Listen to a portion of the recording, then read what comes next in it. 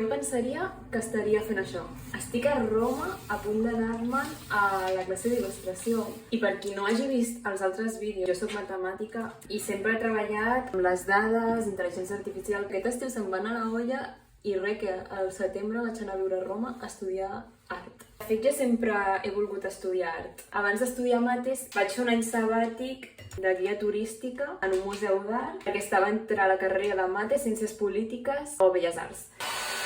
Llavors, clar, vaig estar a la carrera de mates 4 anys i després vaig estar 3 anys d'oficina en oficina i aquest estiu vaig dir, ja prou, vaig a treballar a Roma i mentre estudiaré il·lustració. Per mi és molt estrany, no? Perquè semblava un somni que mai es faria, que de fet durant la carrera pensava jo de deixar-la i anar a estudiar Belles Arts, però al final la vida m'ha portat aquí. Llavors em sembla com molt estrany estar aquí, a més a Itàlia, que és com el país de l'art, i fent el que volia fer. O sigui, utilitzant el 100% del meu free will.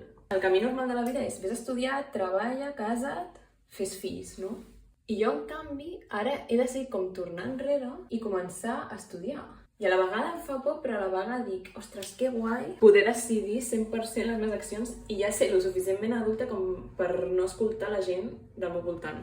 No sé, em fa molta il·lusió i, a més, estic fent tard a classe. Avui ens toca il·lustració per contes en nens petits. Em fa una il·lu. O sigui, qui m'hagués dit a mi que amb 26 anys a la meva vida faria aquest gir. Així que res, que només em sento superafortunada de poder tenir aquesta oportunitat. I res, ara vaig a classe d'il·lustració. Adéu!